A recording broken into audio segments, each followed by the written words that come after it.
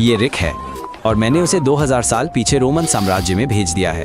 वो पोम्पेई शहर में खड़ा है जहाँ सड़कें पत्थरों से बनी हैं, बाजार व्यापारियों के शोरगुल से भरा है, रटी और शराब की खुशबू हवा में फैली है और निवासियों को इस बात का कोई अंदाजा नहीं है कि आज उनका क्या इंतजार कर रहा है। रिक को कोई गांव नहीं बल्कि एक विकसित रोमन शहर दिखाई देता है। यहाँ लगभग 20,000 लोग रहते हैं और एक एम्फी थिएटर, स्नान घर, थिएटर, जलमार्ग और यहाँ तक कि एक कैफे जैसी कोई चीज़ भी है। सब कुछ अविश्वसनीय रूप से आधुनिक लगता है और रिक को ऐसा महसूस होता है जैसे वो इंटरनेट के बिना किसी दक्षिणी देश में एक पर्यटक हो। उसे अपने पैरों के नीचे का फुटपाथ थोड़ा कांपता हुआ महसूस होता है, मानो कोई भारी बैलगाड़ी गुजरी हो। लोग मुश्किल से ही इस पर ध्यान देते हैं क्योंकि वे भूकंप क्षेत्र में रहते हैं और ऐसे झटकों के आदी हैं। लेकिन रिक बेचैन महसूस करता है। जानवर अजीब तरह से व्यवहार कर रहे हैं। कुत्ते भौंक रहे हैं और अपनी जंजीरों को खींच रहे हैंगढे अपने खुर पटक रहे हैं और मुर्गियां बाड़ों में इधर उधर भाग रही हैं। गांव वाले समझ नहीं पा रहे थे, लेकिन रिक ने गौर किया कि सबसे पहले जानवरों ने ही खतरे को भांप लिया था। उनकी सहज प्रवृत्ति ने उन्हें कुछ ऐसा बताया जो इंसान अभी तक नहीं समझ पाए थे। आसमान से भूरे रंग के टुकड़े गिरने लगे, मानो गर्म चुभने वाली बर्फ हो। पहले तो इससे सिर्फ हैरानी हुई। लोग ऊपर देखने लगे, समझने की कोशिश कर रहे थे कि आखिर हो क्या रहा।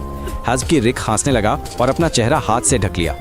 गाँव वालों को लगा कि ये कोई असामान्य तूफान है या देवताओं का कोई संकेत, क्योंकि उन्होंने ऐसा पहले कभी नहीं देखा था। कई लोग सड़कों पर ही खड़े रहे, शराब पीते रहे और इस अनोखी घटना पर चर्चा करते रहे। कुछ ही लोगों को एहसास हुआ कि सुप्त ज्वालामुखी जाग उठा है।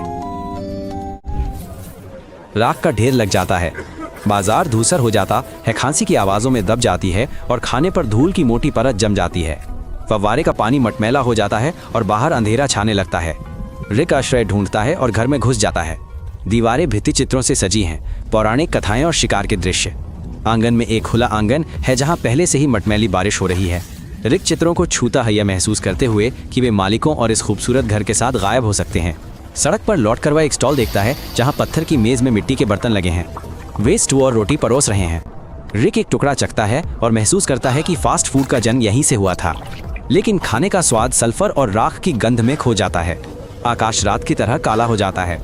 लोग मशालें जलाते हैं और अंधेरा और भी गहरा हो जाता है। हवा सल्फर की गंध से भरी है, सांस लेना और भी मुश्किल होता जा रहा है। रिक अभी तक नहीं समझ पाया है कि हालात और भी बदतर होने वाले हैं। हर सांस उसके गले को जला रही है। राख उसकी आंखों में चली जाती है और वो दांत पीसता है। रिक अपने चेहरे पर कपड़ा लपेट लेता है, लेकिन इससे कोई खास मदद नहीं मिलती। लोग भागते भागते खांसते हैं, बच्चे रोते हैं और सड़कें अफरा तफरी में बदल जाती हैं। आसमान से पत्थर गिरने लगते हैं, कुछ मुट्ठी जितने बड़े। छतें गिर जाती हैं और रिक दीवार से सट जाता है। भीड़ शहर के दरवाजों की ओर भागती है, लेकिन सड़कें राख से भर जाती हैं। गाड़ियां फंस जाती हैं, लोग एक दूसरे को धक्का देते हैं, कुछ चीखते हैं, कुछ प्रार्थना करते हैं। रिक भागते हुए लोगों के बीच दौड़ता है, ये समझते हुए कि उसके बचने की उम्मीदें कम होती जा रही हैं। ये आपदा 1 मिनट भी नहीं चली, ये लगभग 2 दिनों तक चलती रही। पहले राख और पत्थर गिरने लगे और कई लोगों को लगा कि वे इंतजार कर सकते हैं, लेकिन फिर कुछ ऐसा आया जिससे न घरन दीवारें बचा सकती थीं। आग का सैलाब। शिखर से ज्वाला रोधी प्रवाह नीचे उतरा, गैस और राख का मिश्रण भट्टी जितना गर्म और तूफान से भी तेज। इससे बचना नामुमकिन था। रिक ने शहर की ओर बढ़ती आग और धुएं की दीवार देखी जो अपने रास्ते में आने वाली हर चीज को बहा ले गई। हवा झुलसा देने वाली गर्म थी। उसके चारों ओर सब कुछ जलकर पिघल रहा था, लोग सड़कों पर ही गिर रहे थे। रिक ने अपने हाथों से अपना चेहरा ढक लिया, लेकिन उसकी त्वचा अभी भी गर्मी से जल रही थी। सांस लेना नामुमकिन था और हर सांस दर्दनाक थी। लोग अंततः अपनी अंतिम अवस्था में जम गए। कुछ ने अपना चेहरा ढका, कुछ ने एक बच्चे को गले लगाया। पुरातत्वविदों को बाद में वे इसी रूप में मिले, परछाइयां जीवन के अंतिम क्षणों के स्मारकों में परिवर्तित। इस आपदा में हजारों लोगों की जान चली गई। बचना नामुमकिन था, मदद नहीं मिली। पोम्पेई नष्ट हो गया था।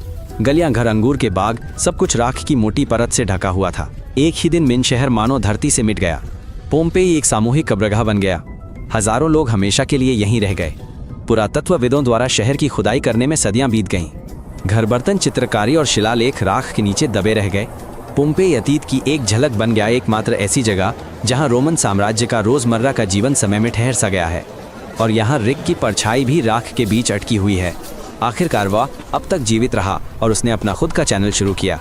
नए एपिसोड से अपडेट रहने के लिए सब्सक्राइब करें।